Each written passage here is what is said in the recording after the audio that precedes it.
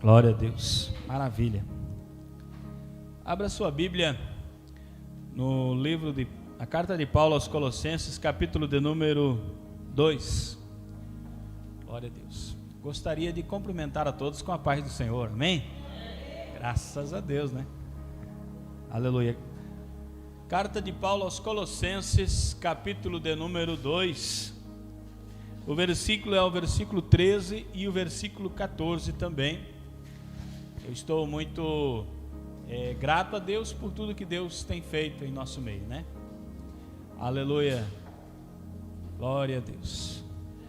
Colossenses, capítulo de número 2 e o versículo de número 13 e 14. Quem achou, diga amém. Glória a Deus. Aleluia. Quando vocês estavam mortos em pecados e na incircuncisão da sua carne, Deus os vivificou juntamente com Cristo. Ele nos perdoou todas as transgressões e cancelou a escrita de dívida que consistia em ordenanças e que nos era contrária. Ele a removeu, pregando-a na cruz. Amém. Pode se assentar. Glória a Deus. Hoje é um dia muito propício para falar sobre a cruz de Cristo. Você está aqui muito feliz com tudo em sua vida, porque um dia uma cruz foi fincada na terra, e aquele que estava pregado, aquele que foi pregado na cruz, é o Filho de Deus, e ele morreu não porque tinha feito alguma coisa errada. Ele não estava pregado naquela cruz porque ele era digno de ser pregado lá. Ele estava pregado na cruz porque eu e você tínhamos uma dívida impagável. Com todas as nossas forças, com todo nosso poder, jamais poderíamos pagar a dívida. Então, quando ele morreu naquela cruz, ele pagou a nossa dívida.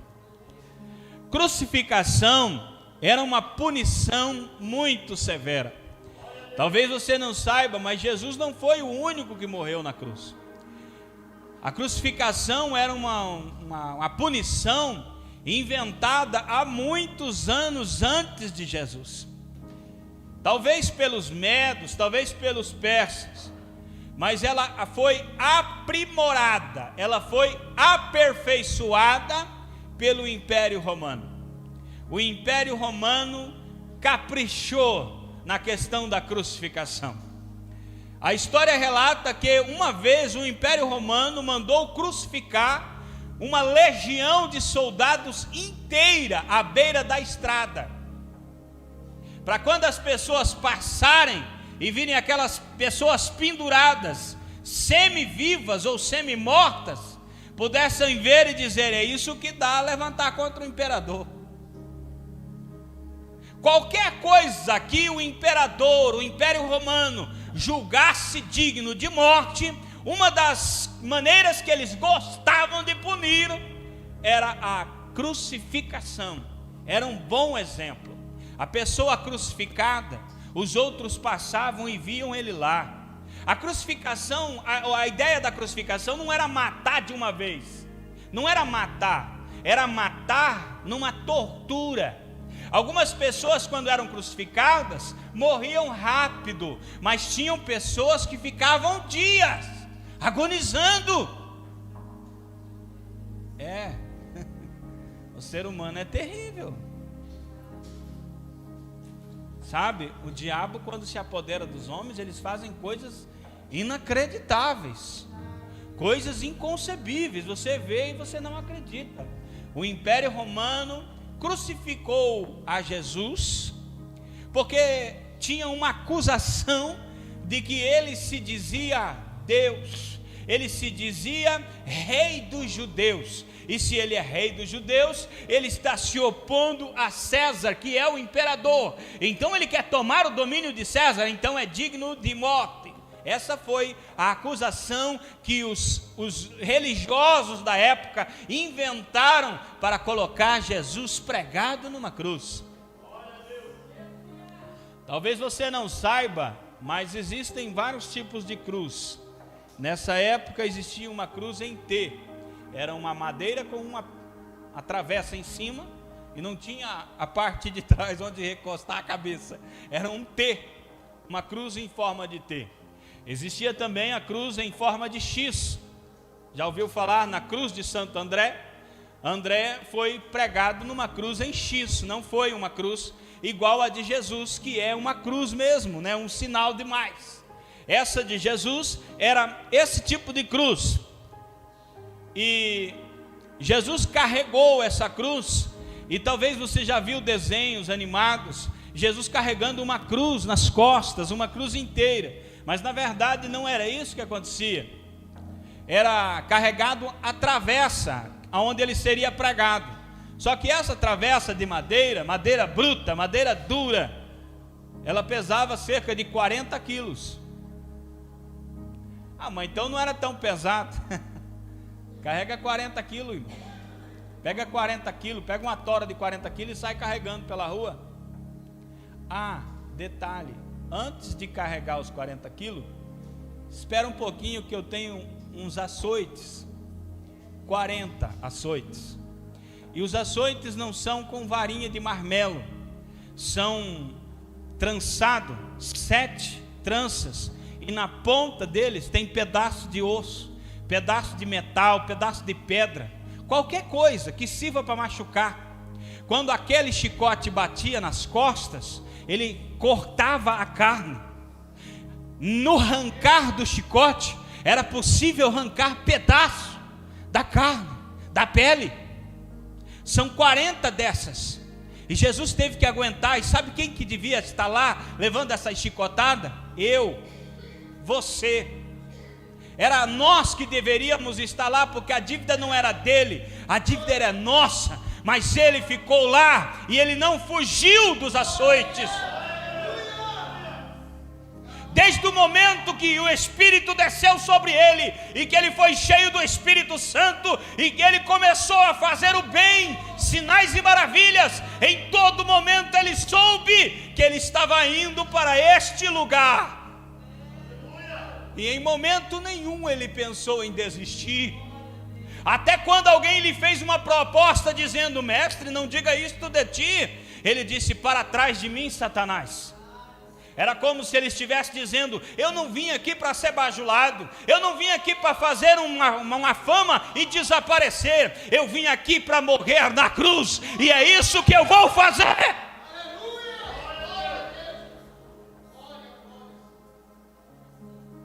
Aleluia. Colocaram uma capa nele. Colocaram uma capa nele para zombar dele. Colocaram uma coroa de espinhos. Olha ali o rei. Colocaram uma coroa de espinhos. Aí você pensa que eram uns espinhozinhos qualquer. Irmão, aqueles espinhos eram espinhos grandes. Aqueles espinhos cravaram na fronte de meu mestre. Se fosse na minha e na sua cabeça, não tinha nada demais, porque nós merecemos uma coroa dessa, muitas vezes, por nossas reclamações, por nossas injúrias, por nossos pensamentos maus, por nossa maldade, por tudo que já fizemos de errado. Merecemos uma cruz daquela, uma coroa daquela, mas ele não merecia. Vale lembrar que ele é o Rei dos reis e Senhor dos senhores, e a sua coroa não tem homem que possa ter. Ele tem a maior coroa de glória. Mas antes, ele teve que ser humilhado por uma sociedade que não era digna nem de olhar para os olhos dele, colocando uma coroa de espinhos e gritando aí, ó: salve Rei dos judeus, salve Rei dos judeus. Você suportaria? Você aguentaria?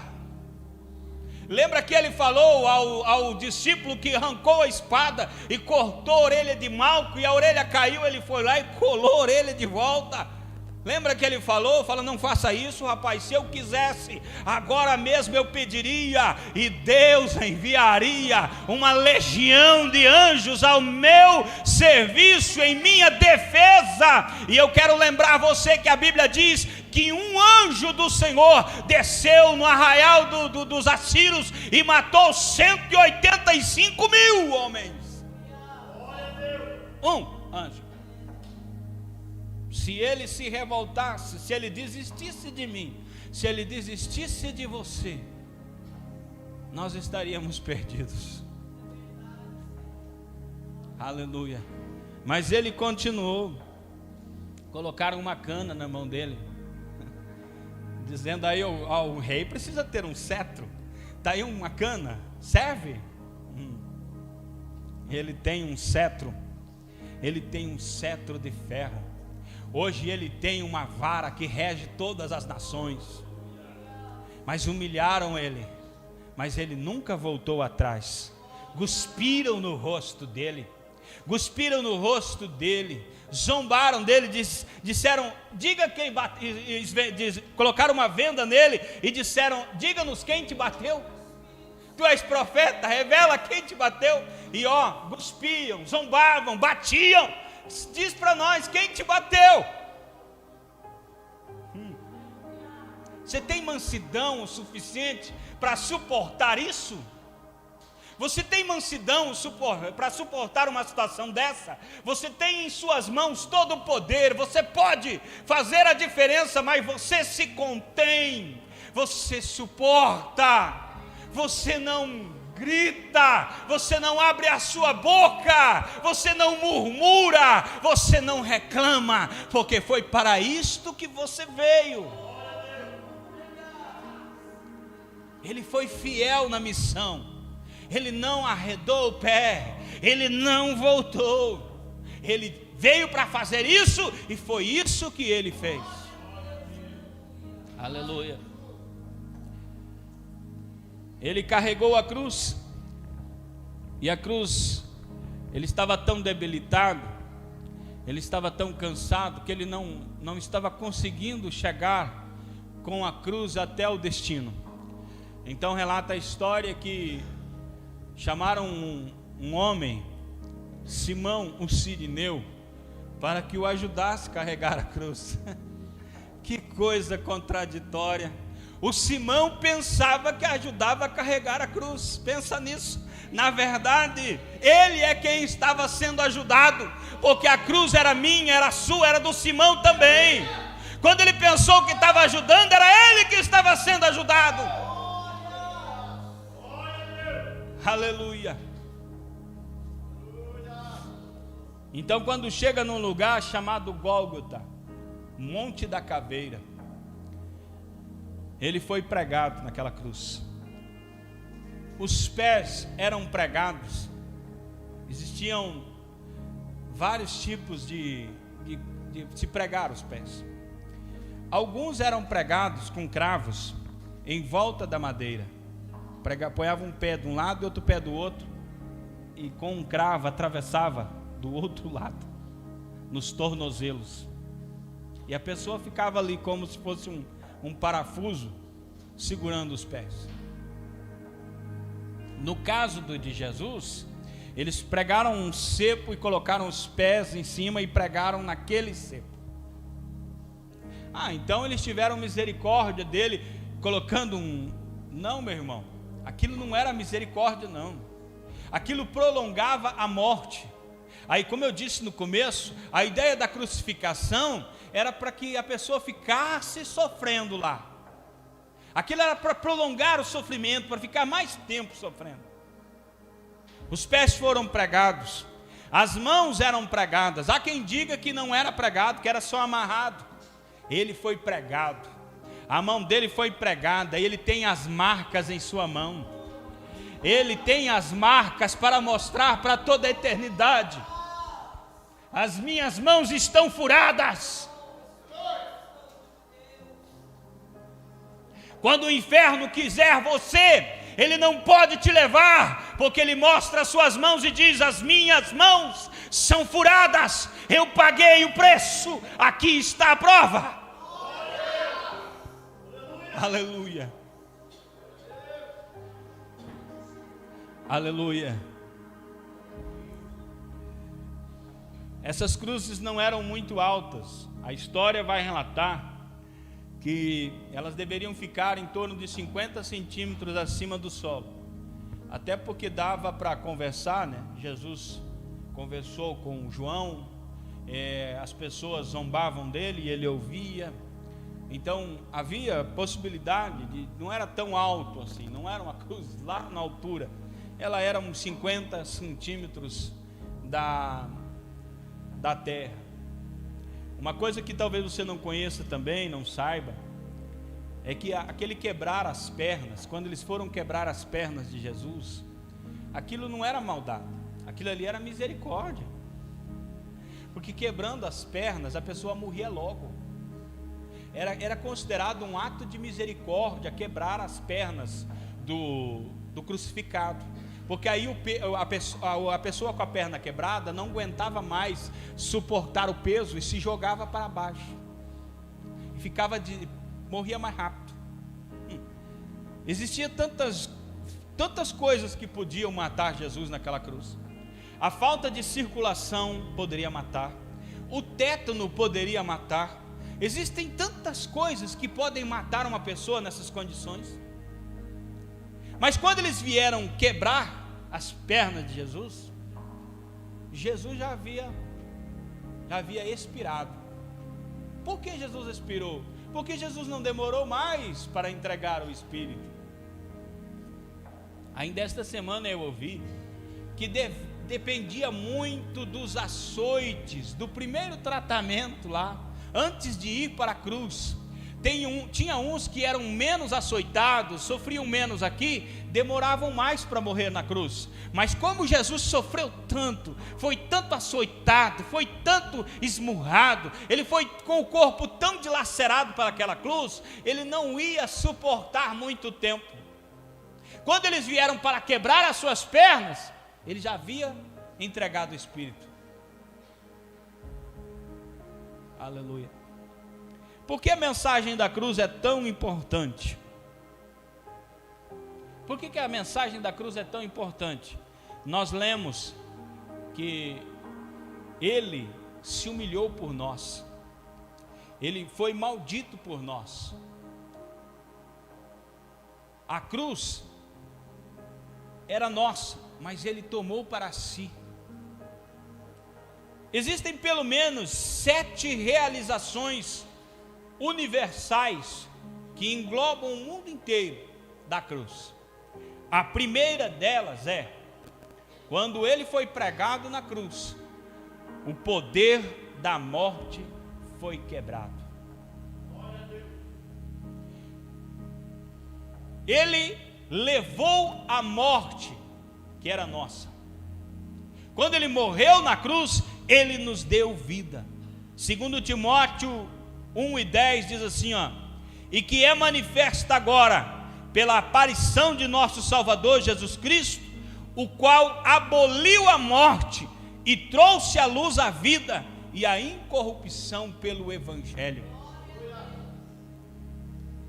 A cruz quebrou o poder da morte. A morte perdeu o poder. Se Jesus não tivesse morrido na cruz, a morte ainda tinha poder. Mas quando ele morreu na cruz, nós conquistamos vida. Lembra, Jesus disse: eu vim trazer vida e vida em abundância. Aleluia.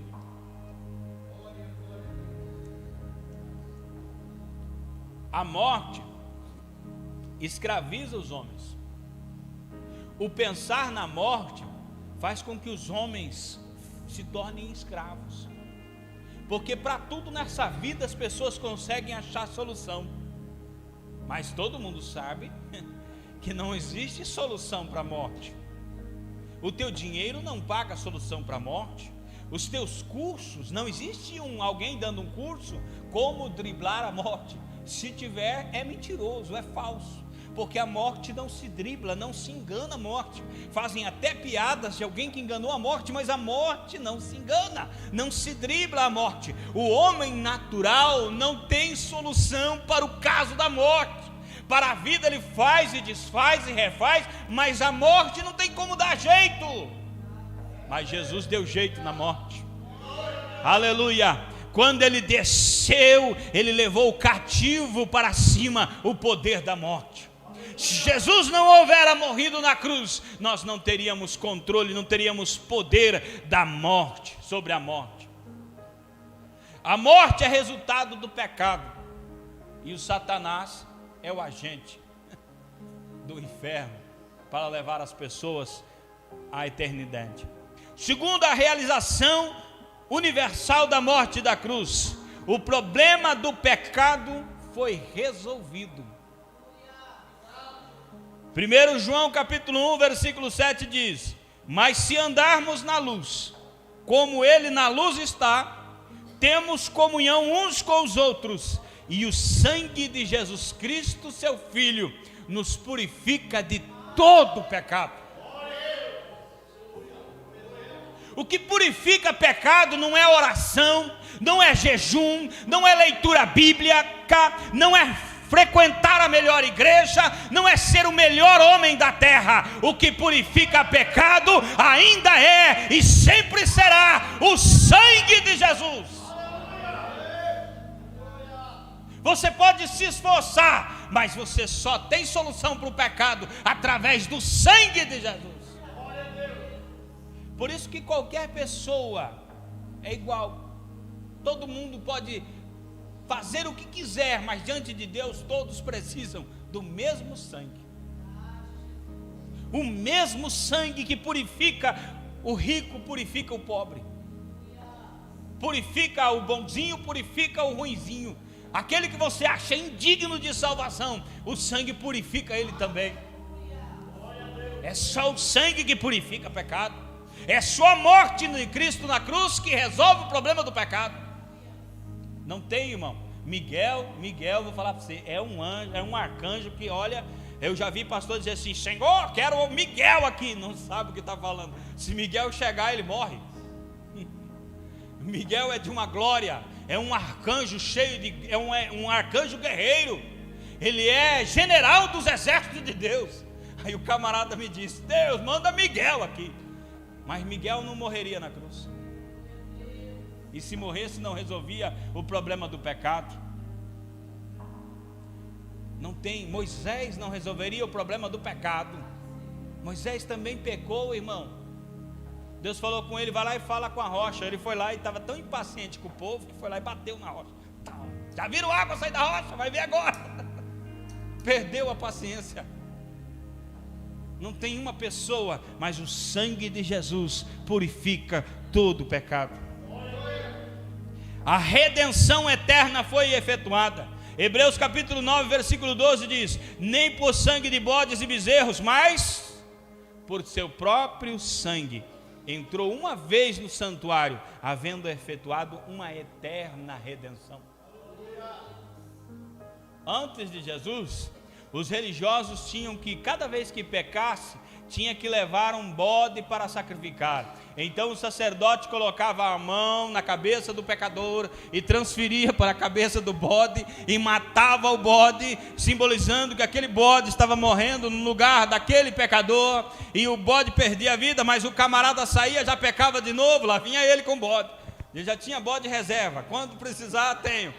E uma vez por ano tinha que fazer o dia da expiação. Um homem santo, um homem puro, o sumo sacerdote tinha que entrar no lugar santíssimo para fazer expiação pelo povo. Acontece que se ele estivesse naquele dia, num dia não muito bom, hoje levantei com o pé esquerdo, mas tem que ir lá fazer o dia da expiação, ele ia morrer lá dentro.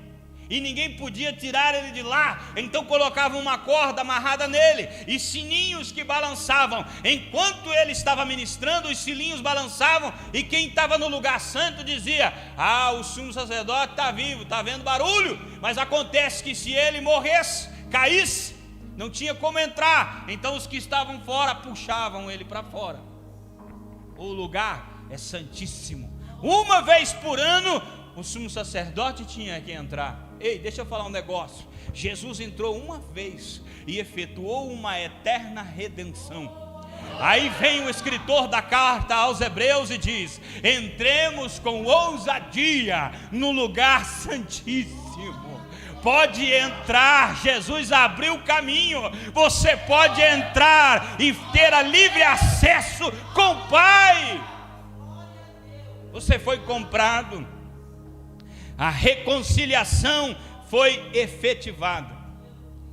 Mais um, eu já quero terminar, quero concluir, para nós partirmos para a Santa Ceia. A igreja foi formada. Se Jesus não tivesse morrido na cruz, não tinha igreja. Não teria como ter igreja. Efésios 2:16 diz: e pela cruz reconciliar ambos com Deus em um corpo, matando com ela as inimizades. O corpo aqui é a igreja. Atos capítulo 20, versículo 28: olhai por vós e por todo o rebanho, sobre que o Espírito Santo vos constituiu bispos, para apacentardes a igreja de Deus, que ele resgatou com seu próprio sangue. A igreja foi formada com o sangue de Cristo. Mais uma realização da cruz: as coisas celestiais são purificadas. Até o céu foi purificado. Hebreus 9:23: de sorte que era bem necessário que as figuras das coisas que estão no céu assim se purificassem, mas as próprias coisas celestiais com sacrifícios melhores que estes. Tudo converge em Cristo. Tudo. O céu, a terra, o tempo, tudo converge em Cristo. Então, quando você levanta a sua mão e diz glória a Jesus, o inferno perde. Quando você rende a sua vida a Cristo de todo o coração, o inferno perde. Todo o céu glorifica Jesus. Quando Jesus andava na terra, o próprio Deus abriu os céus e disse: este é meu filho amado, em quem tenho prazer. O desejo do Pai é que o Filho seja glorificado. O Espírito Santo, Jesus disse, veio para glorificar a Jesus. Disse Jesus: ele me glorificará. O Espírito Santo que há de vir, ele me glorificará. E eu e você, o que devemos fazer? Glorifica Jesus. Glorifica Jesus através da sua vida, através dos seus negócios, através das suas ações, não só com a boca, não só no culto, mas em tudo quanto você fazer. Diz a Bíblia: tudo para a glória de Deus. Glorifique Jesus em tudo, porque Ele é digno de glória. E a superioridade de Cristo foi declarada, Romanos capítulo 14 e versículo 9: porque foi para isto que morreu Cristo e ressurgiu e tornou a viver, para ser Senhor, tanto dos mortos como dos vivos. Deixa eu falar uma coisa séria: os homens na terra vivem, planejam, casam-se, dão-se em casamento, fazem o que querem, comem, bebem, compram, vendem, fazem negócios, compram empresas, vendem empresas, fazem muitas coisas, se tornam imperadores, se tornam poderosos, viajam o mundo, conhecem tudo, sabe de tudo, com um conhecimento terrível, uma biblioteca terrível, faz o que bem quer. Mas um dia, cada um desses vai ter que se colocar diante de um trono. E quem está sentado no trono é aquele que morreu lá na cruz. Aleluia.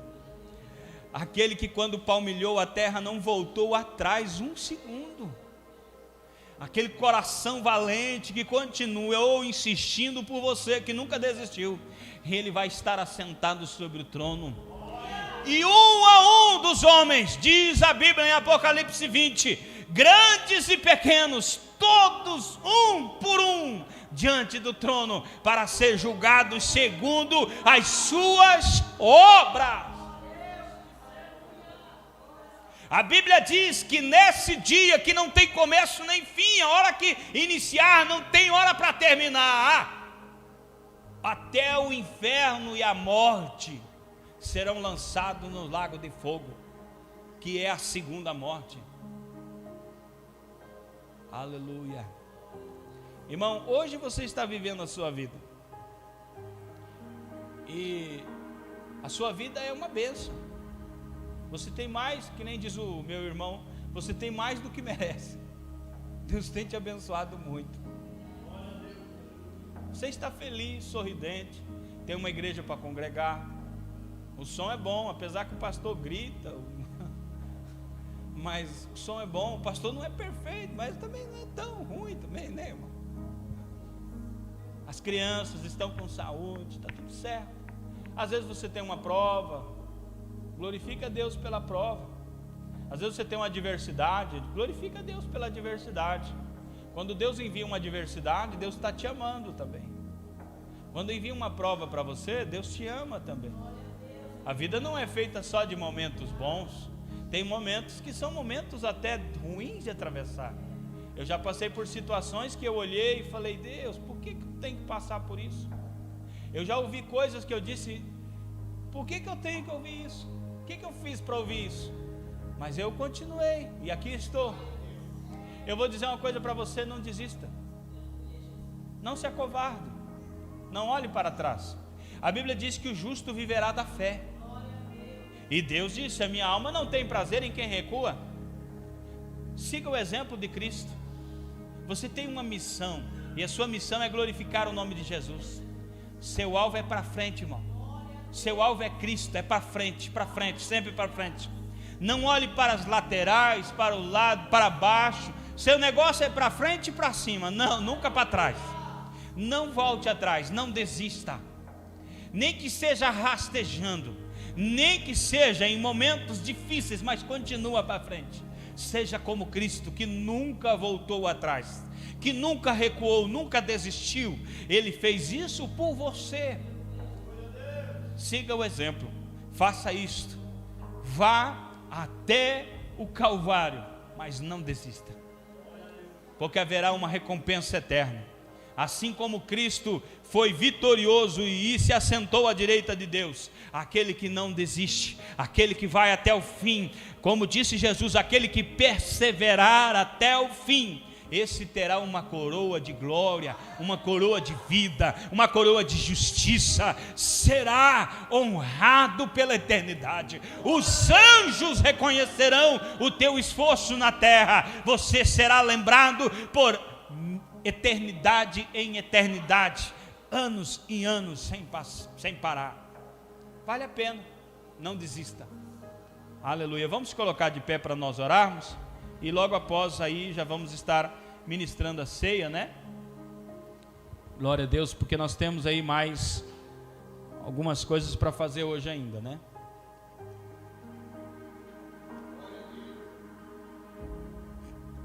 Nessa oração, eu quero que você peça graça a Deus.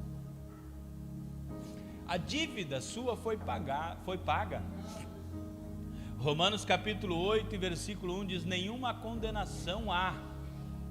O diabo não pode te acusar. Jesus pagou o preço, a dívida foi paga. Toda acusação do diabo é falsa.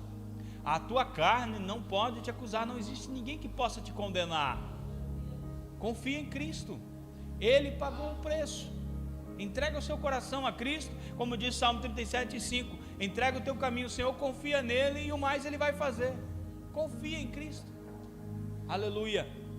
Nesta oração, peça graça ao Senhor, para que Ele possa te ajudar nisso. Meu Deus, nós te agradecemos, Pai, pela tua morte na cruz, porque esta morte, meu Deus, nos trouxe vida. Naquele dia a morte morreu e a vida veio para permanecer conosco. Nos ajuda, Senhor Deus, a crer, a nunca negar o teu sacrifício. Nos ajuda a olhar somente para Ti, não para as circunstâncias, não para as dificuldades, não para aquilo, Senhor Deus, que sobrepõe sobre nossas vidas, mas em nome do Senhor Jesus, que o Teu Filho seja honrado e glorificado em nossas vidas, em nome de Jesus. Amém, Senhor. Amém. Podemos assentar.